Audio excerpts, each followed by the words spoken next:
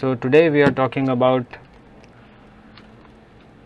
compact film cameras, and there are a few questions that we have in mind before buying the camera or using it, but finally it comes that which one we use the most or which one we can afford. So here I have few examples of cameras which I have, and I have few of more which I could not place it because of the small space. So based on these cameras, we will talk about and find out what is worth. So first thing is the price. So here we have the Contax T2, and there are other Contax which are equally good. There is Olympus MJU2, there is Konica Big Mini, there is Canon Prima, and there is Yashica J Mini, and there is Canon ML. So all of these cameras are compact cameras, but there are some bigger, there are some smaller. So definitely if you are new in compact cameras and you want to own one which is and you are not able to decide which one to buy, hope this video will help you. So first thing, price. So definitely with all the titanium body and a good lens and beautiful aesthetics, compact, so all these things are in Contax and in many other cameras too, but for example this Canon ML is not very compact. It is not very small camera, and it's little clunky and heavy. It makes little more sound when after taking shot, winding the film.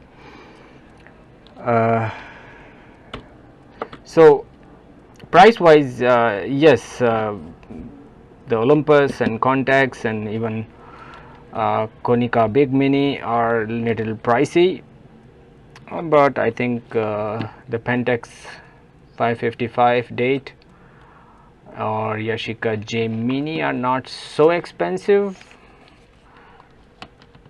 If you want to go to cheaper side, I think the Canon Prima date is also not very costly, but at the same time they have the plastic body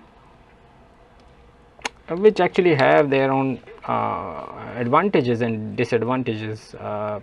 Plastic body get wear and tear with the time, it can crack, break, but at the same time it is not cold when it's winter. It is not at the cold to hold. So if we see the compactability of the cameras, they are all compact except the Pentax one and the Canon ML. They are not very compact cameras. Even the Canon Prima date is not very compact. To make camera compact, designers has to go against all the odds and all the parts in a very precise manner to make it compact. So it all adds up into cost. So all the small cameras, they tend to become little costlier. Then the next point is lens quality. So it is a biggest factor in the camera industry, the quality of the lens. So if you can see the best of the cameras, which is you can see here the Olympus MJU2 has 2.8 lens, 35 mm, and the glass is really beautiful. It's small for 2.8 lens, which exposes full frame image. It is small. uh,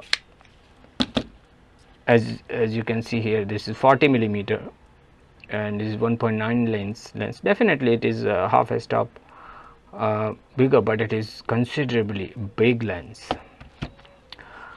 At the same time, we have here the Pentax. I don't have battery in it actually. Yep. So it is only also 2.8, but a small lens. The same thing goes for, it is 3.5 lens, 38 millimeter, small lens. And if you see the Contax T2, it's also compact and small lens. So what makes a good lens is a design and the coating on the lens. And Olympus, actually Konica is also a very old company, so their cameras are also very good. Their lenses are good. Canon came afterwards, so their compact cameras are okay. They are not bad, but their compact cameras are not as good as Konica's or Olympus cameras. They came later in the compact cameras, and they didn't pay much attention on the compact cameras. Like Pentax also didn't pay much attention on making. Yashica, yes, they did, and they did make all right cameras and lenses. But the Carl Zeiss is, I think, the oldest of all of them. I think Konica is also very old, but the Carl Zeiss lenses, Carl Zeiss company is 125, 150 years old at least. So they are in the business from a very long time, and their sonar and tessar, all these good designs and the coating on the lens makes lenses very good. They don't flare too much, they are sharp, color contrast is beautiful. So, and the Olympus too. Olympus is also they were making TLRs, and afterwards they came in the camera business, lens business early, and they paid attention on the small cameras also. Their SLR lenses are also of a very good quality, and they have good coating and all these good qualities in them. So yes, Konica, Contax, Olympus, even some of the Canon are excellent, equipped with excellent lenses. So and the durability of these cameras, anyway, actually these cameras are more than 20-30 years old. I think this one is around 35-40 years old, but they are all working, they are all fine. But they are electronic cameras, so sooner or later they will die. They will stop working, and their parts will be difficult to find. And I don't know who would like to repair these compact film cameras. It is very hard to repair them. So if you see if you talk about the durability of the cameras, I mean, if camera fell, these cameras definitely will break. If they fell from your hand, I don't think so which one will survive. Hopefully the Contax, but it will have dent in the body if it will fail. And it is a heavy camera, actually it's not the lighter cameras may survive, like this one, like Yashica. No, it's not light. No, none of them is actually very light. They're all a little bit heavy, except this is very light. This is a very light camera. So if you talk about durability, yes, this is the most durable with titanium, this thing and all these things. Other, because of plastic, they may survive or they may not, I'm not very sure, but the plastic degrades itself and after some time, and they lose their color and they don't look nice when they lose the color. So yes, metal body is preferred. Look of the camera, I mean, you can see yourself which is the most beautiful. Obviously the contacts, because they paid attention on each and every detail. It's not the camera which is, I think they mass produced it, and you know this, because it was at that time also it was $2,000 camera, and now it is selling for $1,000 and people say that it is costly. I will talk about it. This is also not a cheap camera. Actually this is a better copy of it. So this is also not a cheap camera, but it is compact, it is all right, it's beautiful. So aesthetic is also ultimately it adds up in cost. And the final thing I would like to talk about, which can turn everything around, because we actually talk more about how costly the film camera is. The price of a film camera is very important, crucial for us. But a person who want to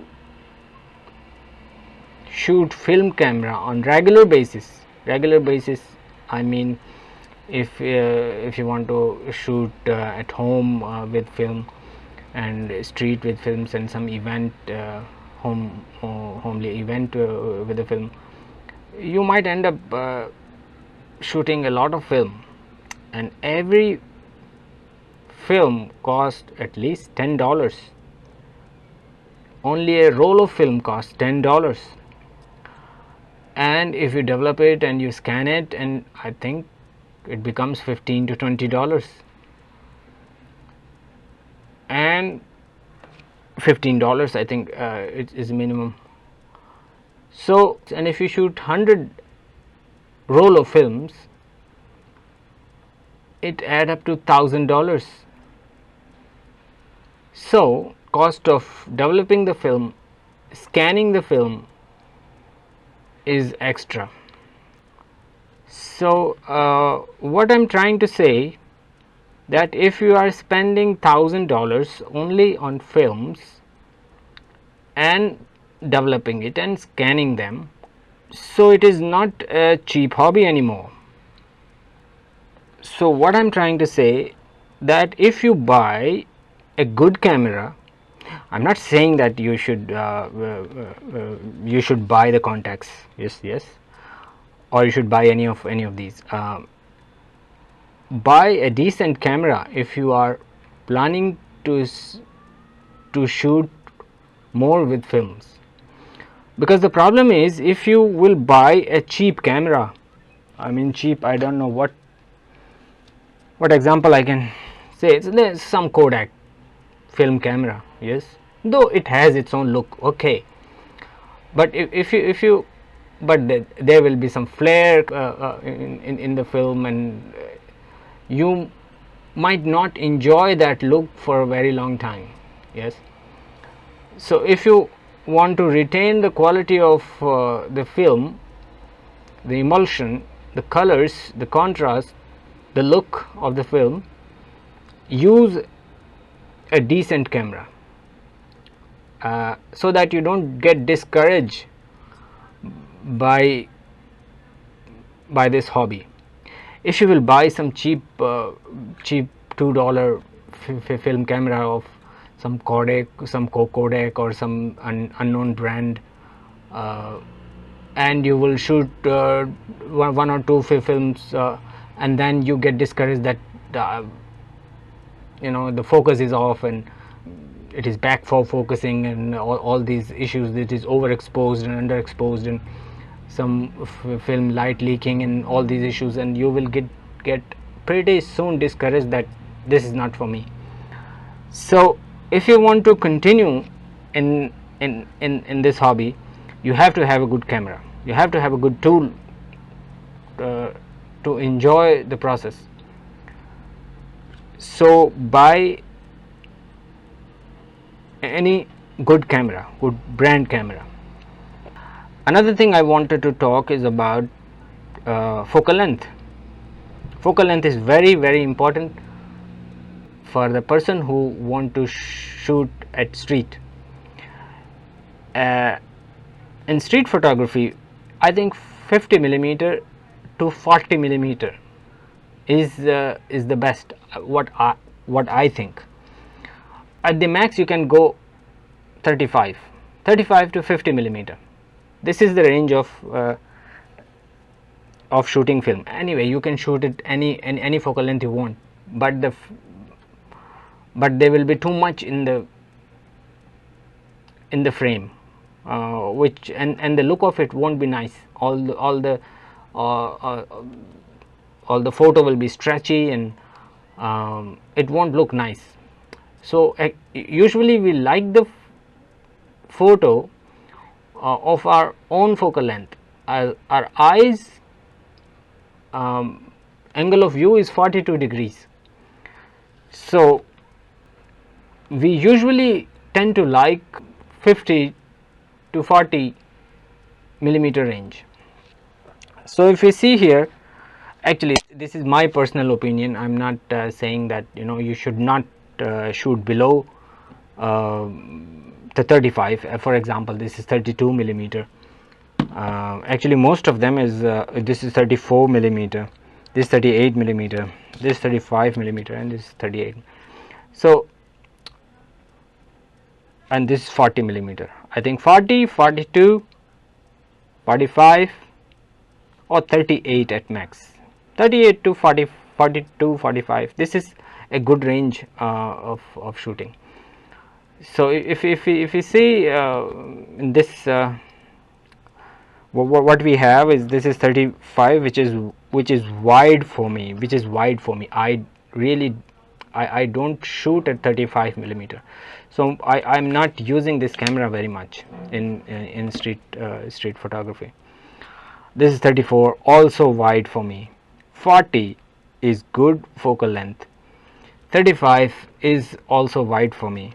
38 is okay. 38 is okay. 38 is okay. So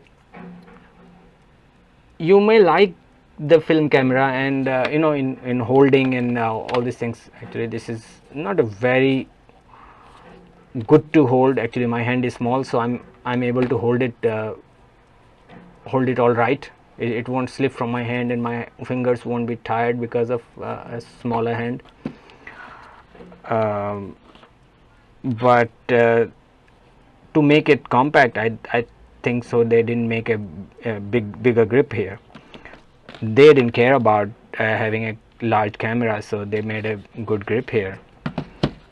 Same thing in other smaller, they made a good grip at the back side. So anyway, you have to have some grip at the back side or front side to hold it for a long time, because you cannot rely on this thing and to just hang it, because when you hold it like this, film camera in public, you can dash around, and you can hit the camera to someone, or even you can spoil your own camera, you can break your own camera.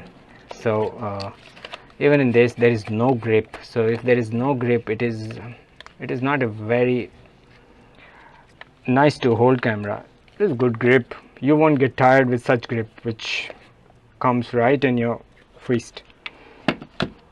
Also with a good grip, but smaller cameras has their own problem. But this is a very nice camera to hold for small hands like mine. It's a good camera to hold. Konica also they thought a little bit about, and they gave the backside grip, so it is a very nice grip for holding for a long time. Because when you go on street and I think you walk for 2, 3, 4 hours on the street and make shots, you have to be ready for making a shot. So you have to hold the camera for a very long time, because you don't know at what time any shot may present in front of you. When you start shooting film, you will easily spend $1,000, $2,000, $3,000 on your films alone. So to have a quality photos, you have to have a quality tool. So if you spend $500 to $1,000 on a film camera, compact film camera we are talking about, it will be worth. And if you buy that, use it, and if you want you can sell it in the good price. But if you are a beginner, don't buy a costly camera. Just buy any under $200-300 any cheap camera. This is also all right. Yashica Gemini, this is all right. Go for any decent camera and start from there. If you have money, buy the costly one, buy the good one, don't buy cheap one, because films are not cheap. I started to use this camera the most. If you look through the viewfinder, you may not understand it very much, that this is 38 or this is 40 or this is 28. You may understand that it's too wide, but you might not understand. But once you will see the scan, how wide it is and what you wanted to put in your frame. Because many times when you are standing on the street and the scene in front of you want to capture, you should move front and back to make the shot. Sometimes you don't have time to make it so much time to make it happen. But if the shot is too wide, it doesn't look very natural.